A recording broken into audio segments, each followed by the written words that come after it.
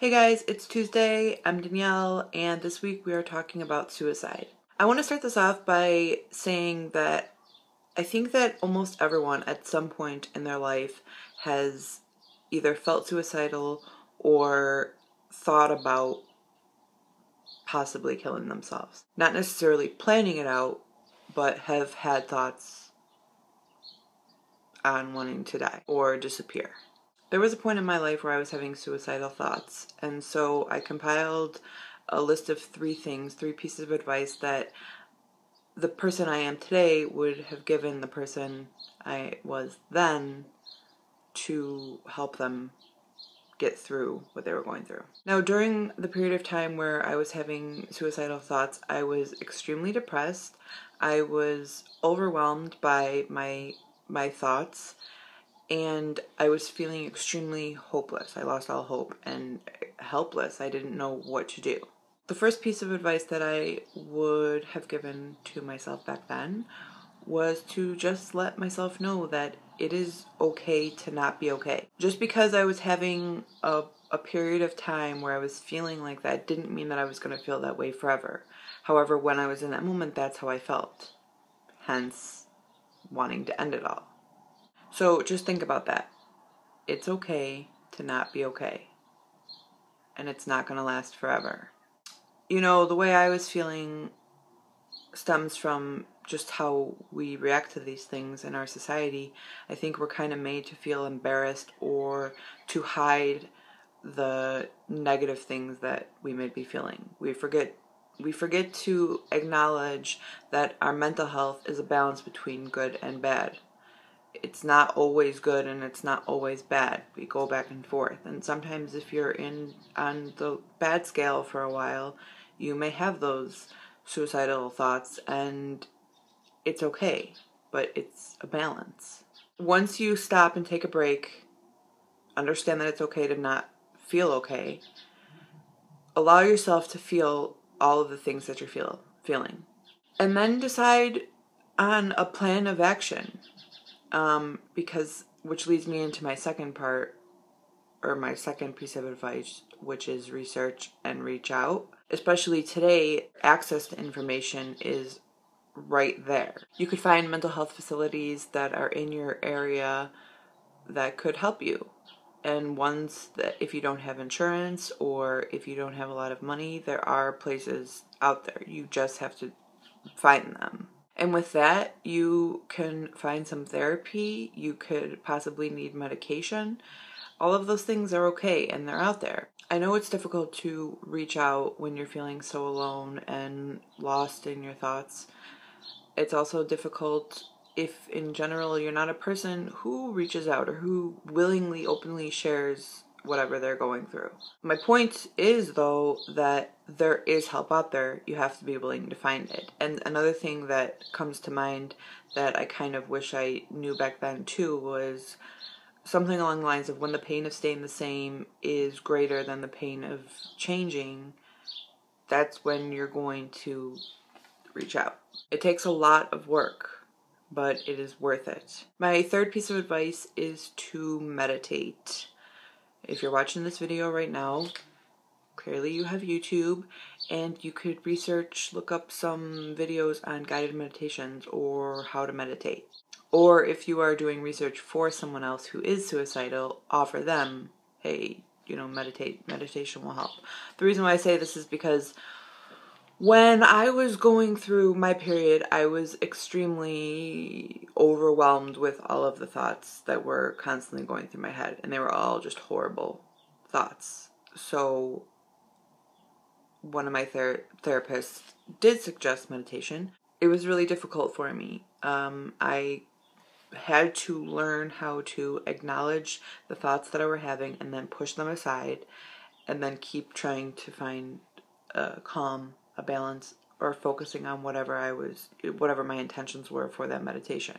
The point is that through meditation, you should be able to quiet some of the thoughts that are in your head. Everyone's views on suicide are different. I think a common thing that people say is that it's extremely selfish. I agree. I think it is selfish. You're not thinking of anyone else. I don't know if I already mentioned this before, but the reason why I never even attempted was because all I could think about was what it would do to my siblings. I know that it's not always possible to be thinking of others, especially when you're feeling, when you're depressed and at suicidal points. So it's not that they're intentionally trying to be selfish pricks. It just comes out that way because you're not thinking about what you're going to do to other people. On the same or the opposite side of that coin, I do think that if someone wants to kill themselves, they're going to. I also think people have the right to. I mean, it's your life, which I don't look negatively at it. And maybe that's because of because of my own experiences, that I don't look at it as negative. It just makes me sad because when you're feeling that way, you feel so alone. And it sucks. All you can do is be there for them. You can offer your help, but you cannot be the one to make them change, you know. They have to be wanting to do the work, and it's so hard, and I don't know what to keep saying except that it sucks. I know. But if you can get through those times, it is worth it, even for the moments. You know, it's up and down constantly. But when you have those little great moments of clarity, it's worth it, right? In conclusion, my main advice is that it's okay to not be okay, and that you're allowed to feel the way that you're feeling. There's nothing wrong with it. It's extremely common. There's also help out there. You have to be willing to find it, though.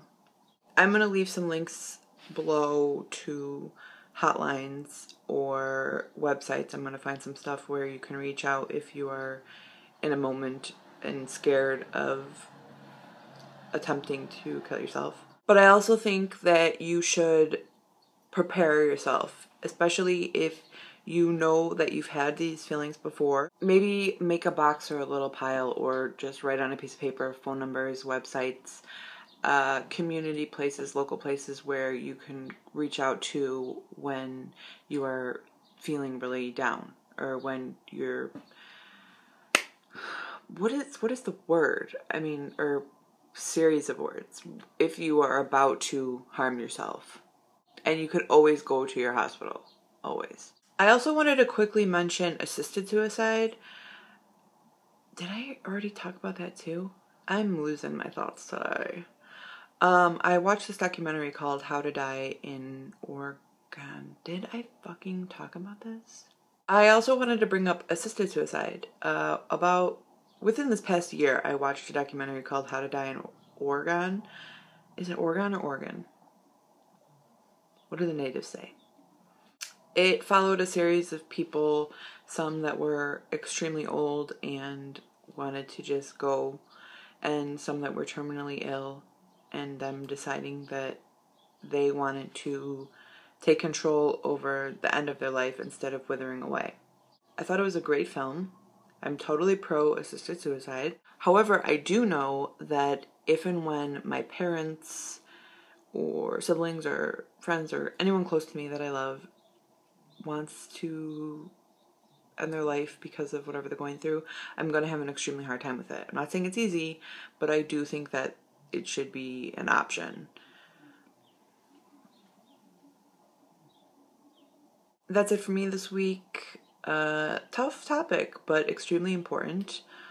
I was one of the people who didn't want to talk about it purely because I wanted to avoid it, because I generally get lost in my thoughts, and so I didn't want to keep thinking about it, but I know that it's important, and so I rose above, and hopefully I was able to either help you or give you some ideas on someone that you know that is going through a shit time right now.